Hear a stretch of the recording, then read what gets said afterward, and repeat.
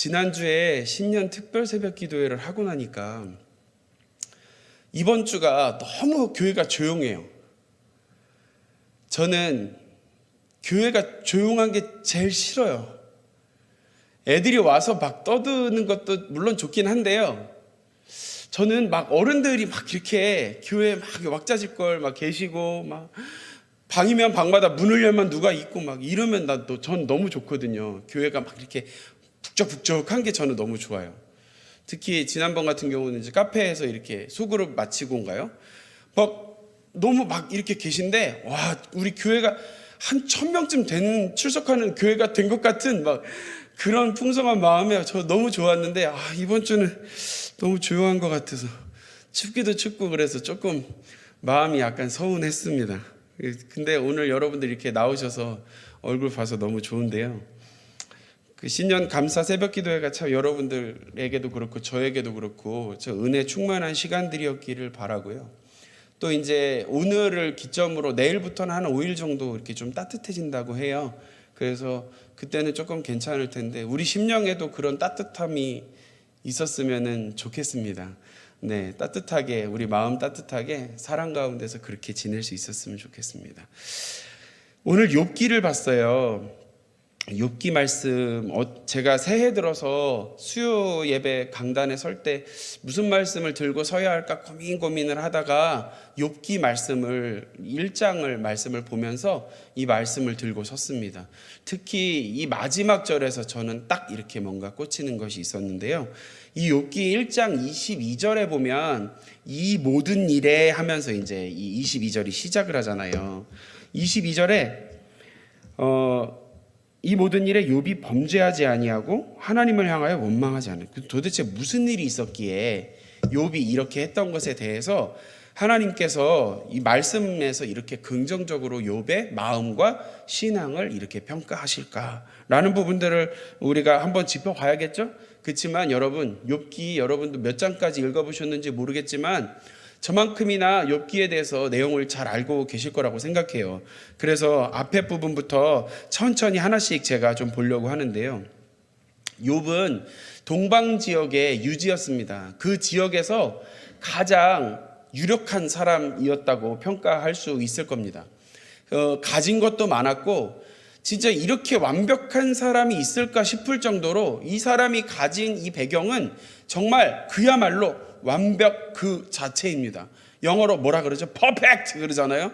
예, 굉장히 완벽한 그런 배경을 가지고 있던 사람이었어요. 왜냐하면 이 사람을 평가할 때에 하나님께서 뭐라고 평가를 하시냐면 우스 땅의 욥이라고 불리는 사람이 있었는데 그 사람이 온전하고 정직하고 하나님을 경외하고 악에서 떠난 자라는 거예요.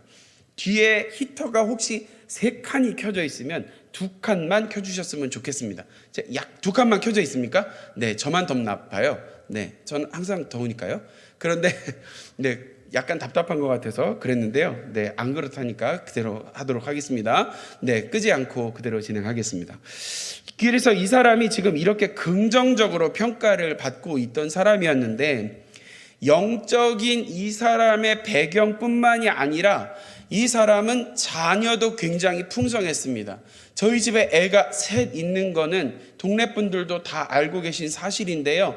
셋이 데리고 제가 한번 지상철을 타보니까 할머님들이 가만히 저희를 놔두지 않으시더라고요. 아이고 위에 절에 3이나 낳노 옆에는 언니가 이러면서 저희 집사람한테 괜히 기분 좋으라고 저희 집사람한테 너그 언니가 막 이러면서 얘기를 하시더라고요. 무슨 말도 안 되는 소리입니까? 그런데 셋만 데리고 다녀도 이렇게 막 풍성해 갖고 사람들이 막 좋다고 이렇게 표현들을 해주시는 거예요. 제가 진짜 오래간만에 지상철을 타봤는데요. 잠깐 탔는데 되게 그 시골 버스 탄 것 같은 느낌이었어요. 되게 마음이 따뜻해지더라고요. 기분이 나쁘지 않았어요. 그냥 막 이렇게 관심 갖고 아유 아가 못 먹어가 저래 말랐나 이러면서 막 그렇게 관심을 가져주시더라고요. 우리 딸을 보고도. 근데 뭐 못 먹인 거 뭐 이런 거 별로 생각 안 나고 그냥 마음이 되게 따뜻하고 좋았어요. 근데 욥은 애가 몇 명 있었냐면은 7남 3녀. 7남 전도의 3녀 전도회가 아니고 아들이 7명 딸이 3명이나 있었대요. 10명에서 10명. 와, 너무 유복한 집안 아닙니까? 자녀가 많은 것은 유복한 거잖아요. 그래서 이 참 유복한 환경 가운데 있었어요. 근데 거기에 그치지 않아요. 하나님께서 이렇게 지금 욥의 이런 상태를 앞에다가 이 백그라운드 배경으로 이렇게 놓으시는 이유가 있어요. 여러분, 제가 천천히 한번 말씀드려 볼게요. 3절에 보니까요, 양이 7,000마리, 낙타가 3,000마리, 소가 500결이, 암나귀가 500마리, 거기다가 플러스 종도 많이 있었대요. 그러니까 동방 사람 중에 가장 훌륭하다라고, 이게 훌륭하다는 표현이 이 사람이 위인이었다 이게 아니라 동방 사람 중에 제일 유복한 사람이었다 이렇게 지금 표현하고 있는 거예요. 그래서 여러분, 저는 잘하는 게 있어요. 성경에 얼마나 돼 있다 그래서 이렇게 규모가 나와 있잖아요. 전 그래서 이거를 현실에 지금 우리가 살아가는 세상에서는 이게 도대체 얼마나 될까 하는 거를 제가 물어보는 걸 되게 좋아해요. 뭐 예를 들어 1달란트, 금 1달란트 그러면 여러분 어떻게 하시겠어요? 아, 금 1달란트인가 보다 이렇게 안 하고 저는 현재 금값에 비추어서 요게 몇 돈이야? 그래서 지금 얼마야? 이거 계산해 보는 걸 되게 재밌어해요. 그래서 제가 이걸 물어봤어요. 욥기 1장 3절에 나오는 욥이 가진 경제적인 배경이 현재 시세에 맞추어 봤을 때 이 시대에 얼마만큼의 재산을 가지고 있는 거야? 라고 물어봤어요. 누구한테요? 챗GPT. 아, 요즘 좋지 않습니까? 예. 그런 이 보조를 한번 부리려고 그래도 월급을 얼마나 줘야겠어요. 근데 그냥 공짜로 그런 보조가 막 있어요. 그래서 물어봤습니다. 그랬더니 얘가 또 챗GPT가 또 저 미국 거라 그런지 이 달러로 계산을 해주더라고요. 달러로. 양이 한 마리가 한 200불 정도 한대요. 200달러. 근데 낙타가 의외로 비싸요. 차값이에요. 거의 한 마리에 10,000불이래요. 10,000불. 그러니까 한 400~500만 원 하는 거예요. 한 마리에. 소가 2,000불이래요. 그리고 암나귀가 제일 싼데 150불이래요. 그래서 이거를 다 계산을 해달라 그랬어요. 그랬더니 얼마가 나왔게요? 500억 정도래요. 현재. 여러분 500억 정도 자산을 가진 부자를 혹시 만나보신 적이 있습니까? 저는 만나본 적이 없어요. 제가 만나본 부자 중에요, 제일 돈이 많았던 사람은 한 70억 정도를 가졌던 사람이었습니다. 그런데 제가 전에 듣기로 집안의 재산이 한 250억 정도 있는 사업을 하시는 장로님 댁에 아들을 신학교에서 만난 적이 있는데, 와, 진짜 별천지더라고요. 예, 집이 서울에 여러 군데 있어갖고요, 밤이 되면 전화한대요. 어느 집에 가서 자느냐고. 집이 뭐 한 7채인가 있대요, 서울에. 그래갖고 오늘은 어디 가서 자요? 엄마, 나 오늘 여기 어디서 자요? 성수동에서 자요? 뭐 이러면서 전화를 한다 그러더라고요. 집에 들어가면은 집도 너무 커가지고 집 안에서 사람을 찾으려고 전화를 한다 그러더라고요. 그렇게 사는 사람들이 있어요.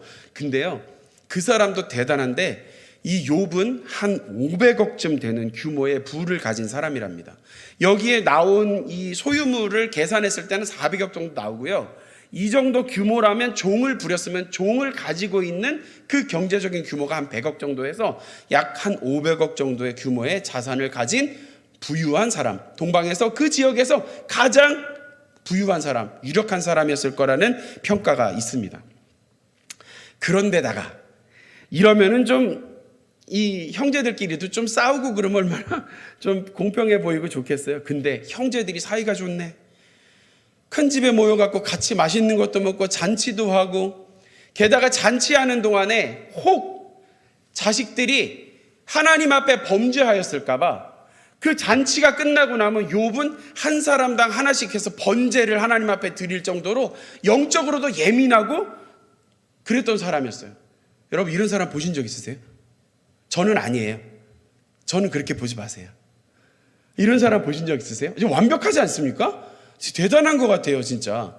근데 이런 사람한테 뭐가 찾아오느냐 하면 사탄이 찾아옵니다. 안타깝게도 사탄이 찾아옵니다. 그러면 이 정도로 하나님 보시기에 정직하고 하나님을 경외하고 바르고 올바르게 유력하게 지금까지 이렇게 살 수 있었다면, 하나님이 사탄이 찾아왔을 때 건들지 마. 너 욥 건들면 가만 안 놔둬. 이렇게 하셨으면 얼마나 좋아요. 근데 그게 아니었어요. 사탄이 찾아왔을 때 하나님은 그래? 욥의 목숨만 건드리지 말고 너 한번 시험해봐. 여기에 하나님의 자신이 있었습니다. 저는 이게 더 대단해 보였습니다. 여러분 그렇지 않습니까? 하나님께서 자신 있게 어디에든 내놓을 수 있는 신앙. 여러분 어떻습니까? 욕심나지 않으십니까? 아까 500억에 너무 꽂히셨나요? 500억에 너무 관심이 기울여졌습니까? 저는 그 500억보다요, 저는 이게 너무나 대단해 보였습니다. 위대해 보였습니다. 와, 욥이 하나님이 이렇게 여길 수 있는 사람이었구나. 나도 좀 그런 사람이었으면 좋겠다. 나도 좀 그런 목사였으면 좋겠다.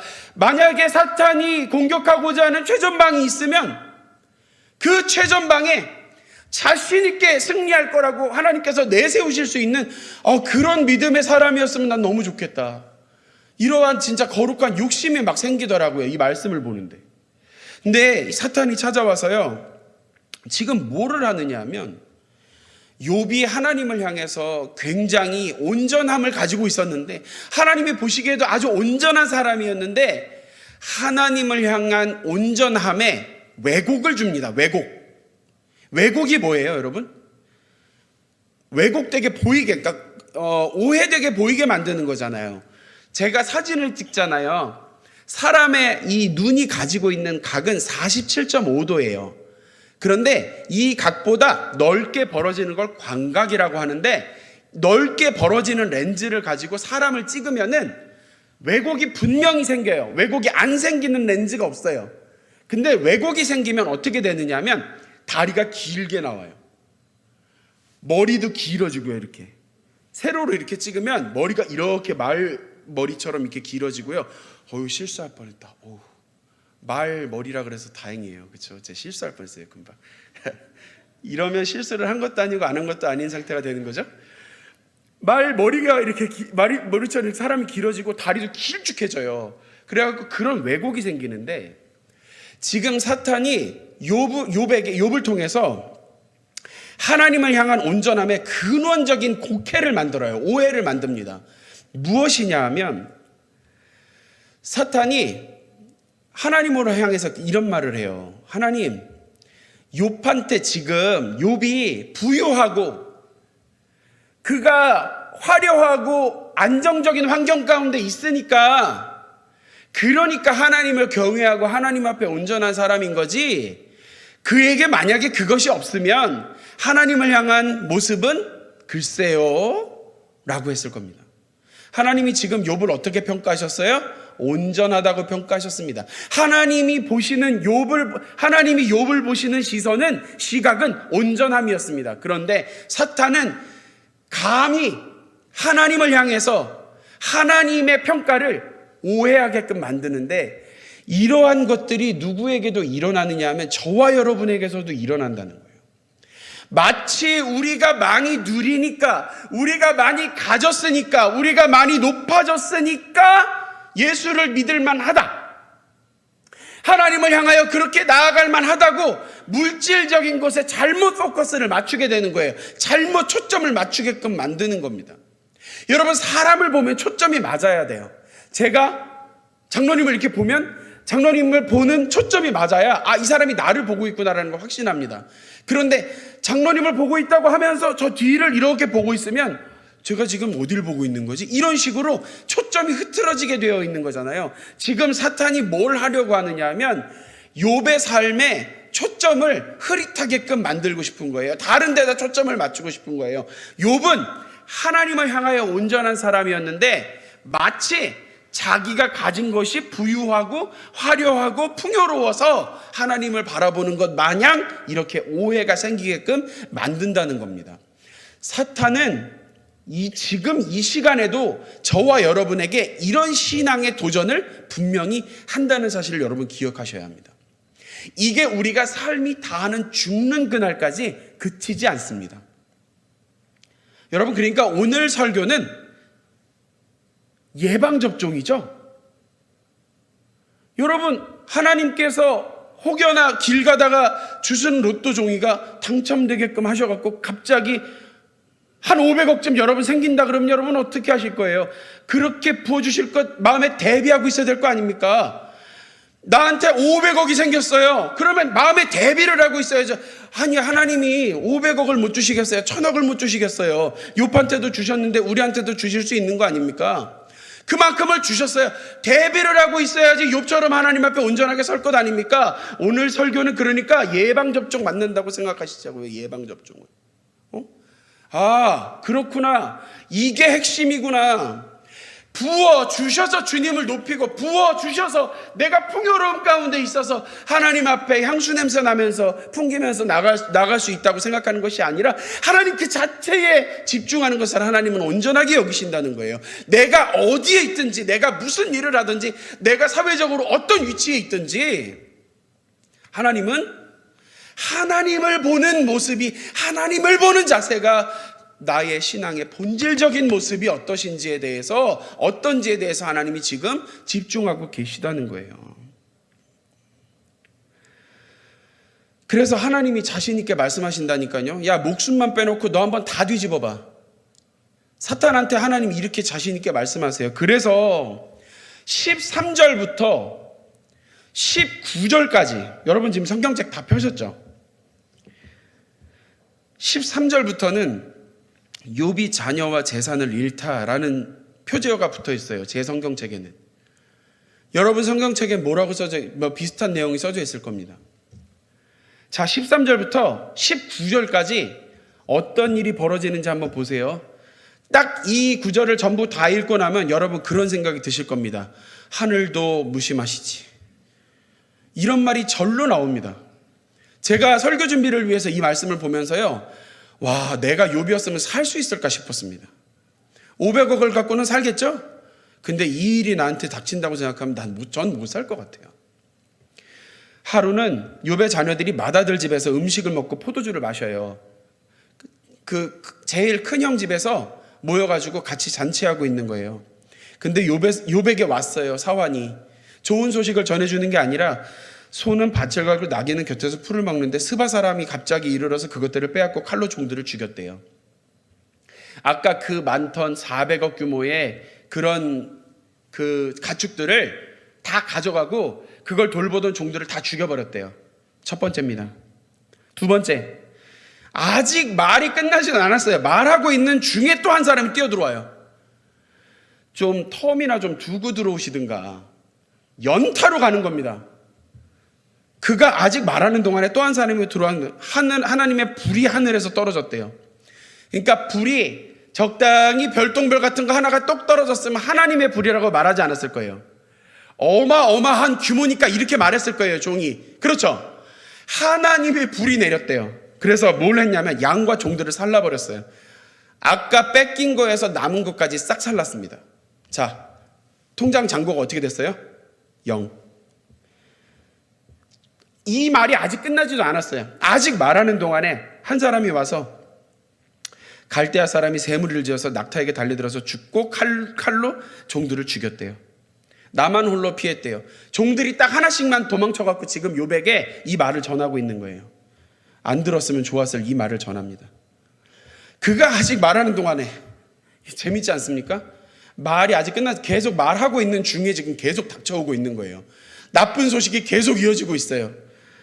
또 한 사람이 와서 아뢰되 주인의 자녀들이 그들의 맏형 집에서 음식을 먹으며 포도주를 마시는데, 제일 큰 충격이죠.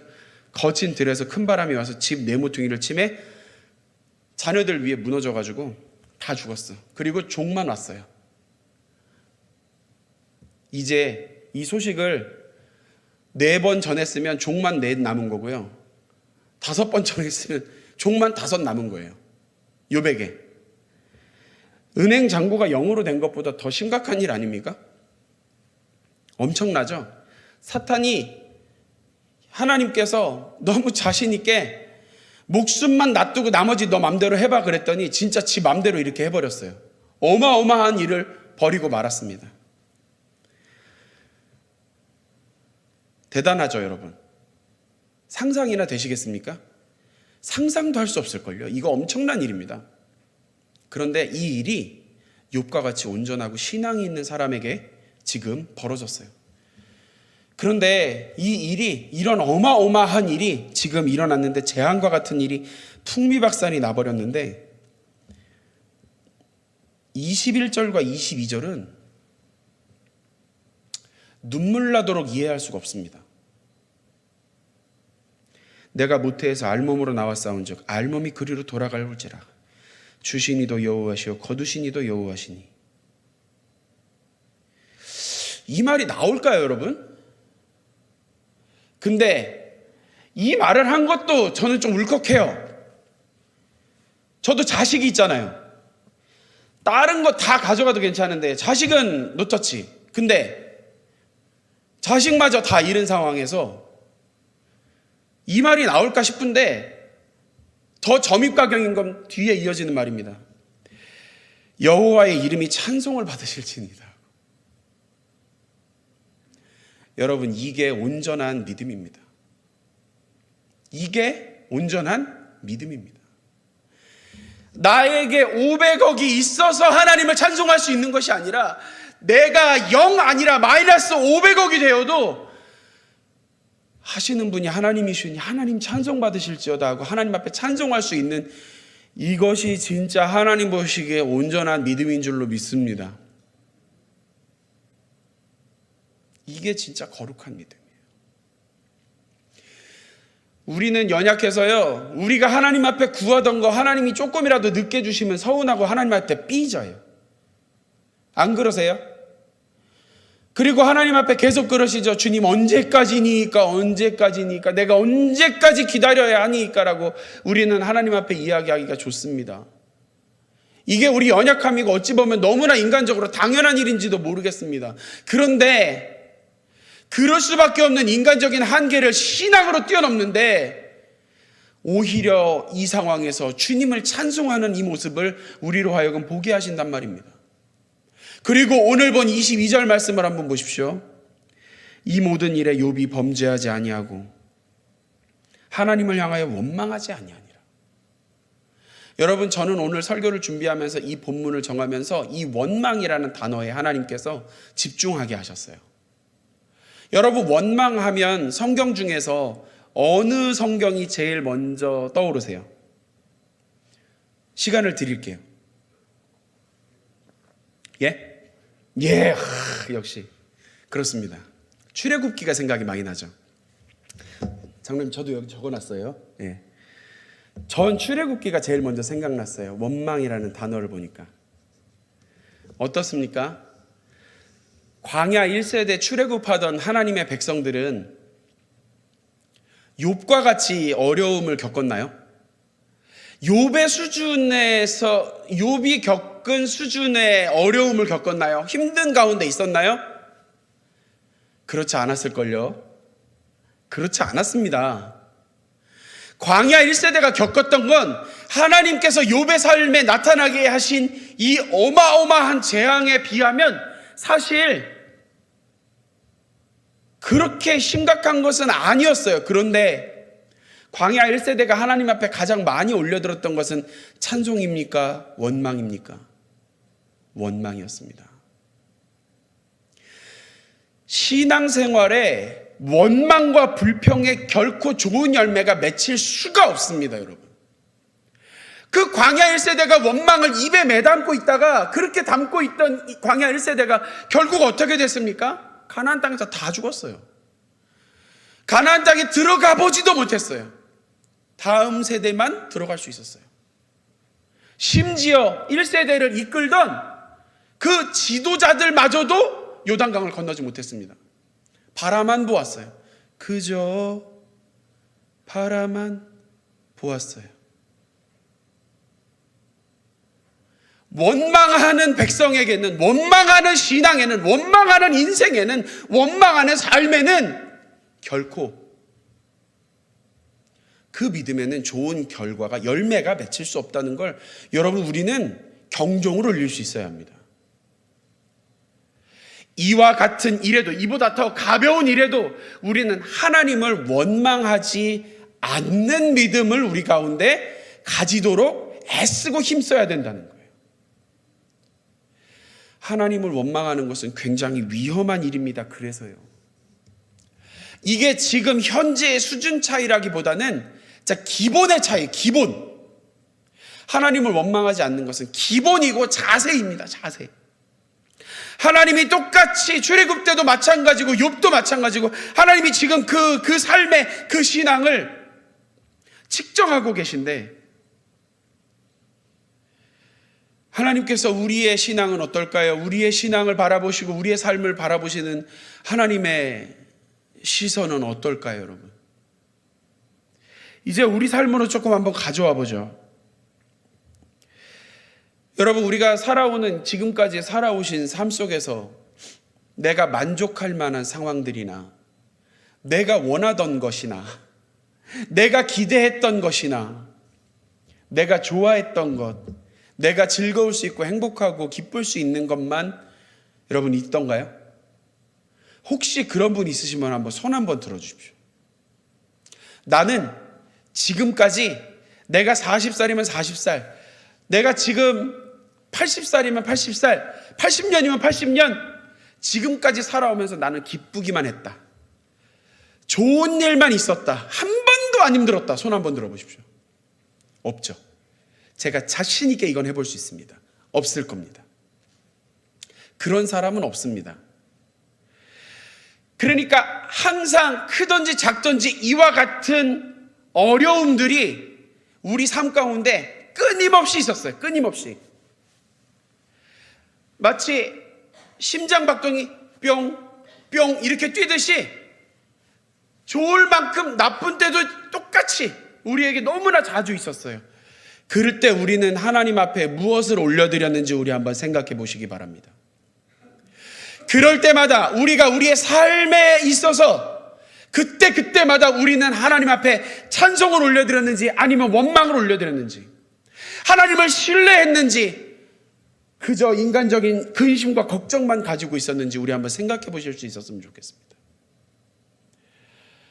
여러분, 우리는 하나님을 신뢰함 가운데에서 하나님을 원망하지 아니하고 하나님을 찬송하고 하나님을 높이며 나아갈 수 있는 믿음의 사람들이 되어야 할 줄로 믿습니다. 이것이 준비가 안 돼 있으면 나중에 진짜 어려움 가운데 처했을 때 내가 왜 그러지 하면서 패닉에 빠져버려요.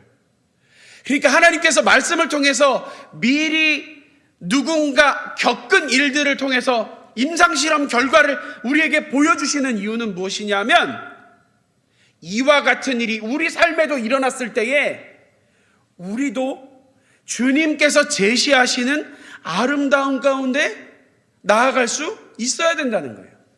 여러분, 이것이 신앙인의 결정적인 차이입니다. 오늘 설교의 제목이 뭐예요? 아무도 모르시죠? 주보는 들어오시면서 다 들고 오셨는데 아무도 모르시죠? 신앙인의 결정적 차이입니다.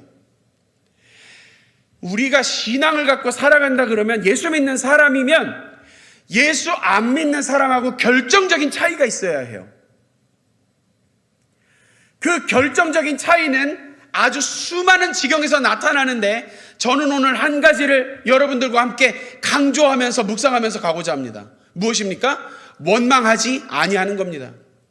도리어 주님을 찬양하는 겁니다. 하나님을 높이고 하나님을 신뢰하는 거예요. 나의 어려움 속에서 내가 가진 것이나 내가 계산할 수 있는 것이나 내가 대응할 수 있는 것으로 나아가는 것이 아니라, 신앙이 없는 사람들이 그것을 계산한다면 신앙인은 결정적으로 무슨 차이가 있어야 되느냐? 주님을 신뢰함 가운데서 주님 앞에 도리어 찬송을 올려드리고 주님께서 결국에 나를 어떻게 구원하실 것인가에 대한 진짜 절대적인 신뢰를 가지고 우리가 믿음 가운데 나아갈 수 있는 것이 결정적인 우리의 차이여야 한다는 사실입니다. 여러분, 이 차이를 만들 수 있는 저와 여러분의 믿음의 삶이 될 수 있기를 주님의 이름으로 간절히 축원합니다. 하나님을 신뢰함 가운데서 흔들리지 말고, 욥과 같이 범죄하지 말고, 원망하지 말고, 이러한 주님께서 제시하시는 이 모범적인 자세를 우리가 견지하면서 나아갈 수 있어야 한다는 것입니다. 우리에게 얼마나 우리에게 만족을 줄 수 있는 일이 일어나는가 하는 것이 신앙생활의 핵심이 아니에요. 어떤 일이 일어나더라도 내가 주님을 어떻게 바라보고 있는가가 신앙생활의 핵심입니다. 우리가 그 차이를 가지고 세상과는 다른, 믿지 아니하는 사람과는 다른 신앙인의 결정적인 차이를 만드는 저와 여러분의 삶이 될 수 있기를 주님의 이름으로 간절히 축원합니다. 기도하겠습니다. 주님, 세상 사람들은 알 수 없는 말씀 가운데 우리 가운데 베풀어 주시는 그 은혜의 말씀에 우리가 귀를 기울이며 나아갑니다. 주님, 예수님을 믿지 아니하는 사람들과 신앙을 가진 우리들이 주님을 신뢰하는 결정적인 차이들을 가지고 세상을 살아갈 수 있도록 주여 인도하여 주시옵시고, 세상 사람들과 똑같이 사는 것이 아니라 주님께서 제시하시는 이 놀라운 믿음의 지경 가운데로 우리가 한 발짝 한 발짝 나아갈 수 있도록 주님 인도하여 주시옵소서. 우리의 믿음이 날로 날로 온전하여지고 성숙하여지기를 원합니다. 그래서 그 믿음이 온전하여져서 우리의 입술이 그 믿음에 주장되어지고 우리의 생각이 그 믿음으로 말미암아 주장되어지고, 그렇게 조금 더 나은 온전한 믿음의 사람들의 삶이 될 수 있도록 주님 인도하여 주시옵소서. 모든 것을 감사합니다. 예수 그리스도 이름으로 기도합니다. 아멘.